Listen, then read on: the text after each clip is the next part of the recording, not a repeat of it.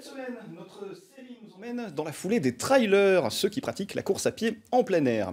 L'Auvergne est une région parfaite pour cette discipline. Beaucoup de courses y sont organisées.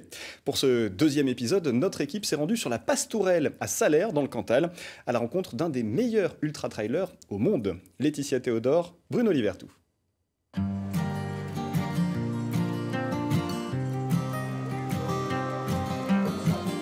Sous le chapiteau de la Pastourelle à Salers, c'est une rencontre hors norme. Et bravo pour votre ultra Madère. Merci. Sur ce stand, où il fait déguster sa production de vin, c'est bien François Daen, l'un des meilleurs ultra-trailers de la planète. C'est vraiment des personnes qui nous motivent avec tous les grands noms du trail comme Kylian Jornet, François Daen, etc. Et on suit vraiment tout ce qu'ils font, que ce soit la Diagonale des Fous ou alors même l'UTMB. Moins d'un mois après sa victoire sur l'ultra-trail de Madère, François Daen vient en ami découvrir le Cantal. Ça va changer de Madère, hein. C'est sûr. Mais bon, à Madère, il y a des endroits où il fait bien gris et bien humide aussi. L'occasion de partager un moment avec ceux qui, comme lui le lendemain, prendront le départ de la Pastourelle.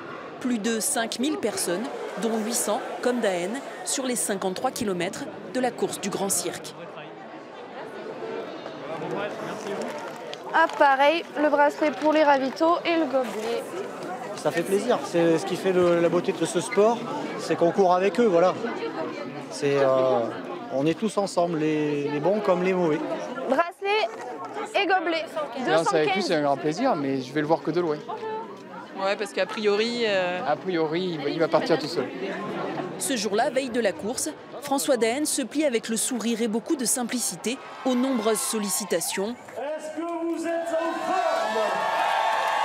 François, c'est à toi de jouer. Allez, 5, 4, 3, 2, 1, go, amusez-vous. Philippe Barrière, l'organisateur de la Pastourelle, n'en finit plus de se pincer pour y croire. Souvent, des coureurs de cette classe-là vont sur des manifestations, mais pour être présents simplement. Il y a d'autres manifestations, voilà. François, il vient et il participe. Donc, c'est vraiment une chance extraordinaire. Je fais plutôt des plus longues distances, on va dire, d'habitude. Mais voilà, après, là, c'est plus... J'ai besoin d'une période de reprise d'entraînement, on va dire. Et puis, l'idée, c'est de faire quelques courses, on va dire, en France, sur des organisations qui me plaisent, qui sont sympas pour voir un petit peu où j'en suis de mes sensations. Et puis, découvrir aussi, on va dire, d'une autre manière, les sentiers locaux. Le lendemain matin, c'est sous une pluie froide et battante que les coureurs s'élancent. 10 km plus loin, au premier ravito, au col de Néronne, la visibilité est quasi nulle. Malheureusement, ça gâche un peu la fête, je pense, c'est dommage, mais c'est comme ça, hein. C'est la Pastourelle, tous les ans il y a quand même des conditions un petit peu difficiles. Ça fait 4-5 ans, quoi, donc bon. On va voir. Daen et les hommes de tête émergent de la brume et s'y enfoncent à nouveau, direction le Puy-Marie, que les conditions météo rendront finalement infranchissable.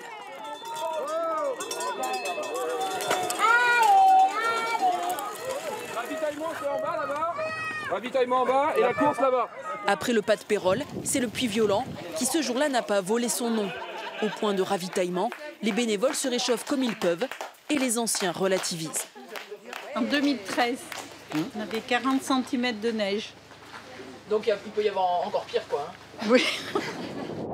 Au sommet, les premiers randonneurs ont aussi le sourire, mais plutôt figés par le froid. C'est un peu compliqué, du vent, de la neige et de l'eau qui rentre à travers le manteau.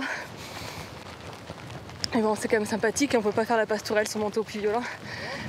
Sur le 53 km, Daen et Demure ont pris les commandes. Madrignac et Daru s'accrochent comme ils peuvent. À moins de 10 km de l'arrivée, Daen a semé toute concurrence. La difficulté est vite avalée. En 4h26, François Daen met tout le monde d'accord.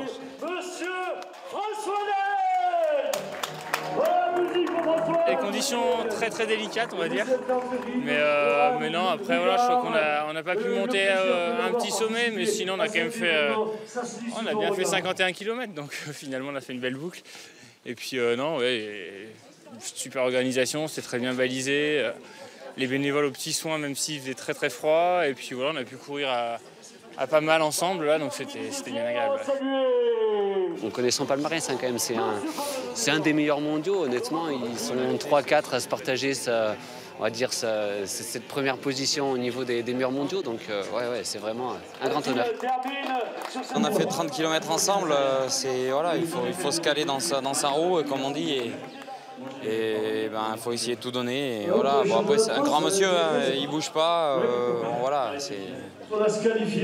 tout le monde le connaît, c'est le meilleur trailer mondial, voilà, il n'y a pas photo. François Daen repart donc avec un nouveau trophée pour sa collection, la cloche d'un vainqueur de grande classe. Tu vas pouvoir faire du bruit, alors fais du bruit!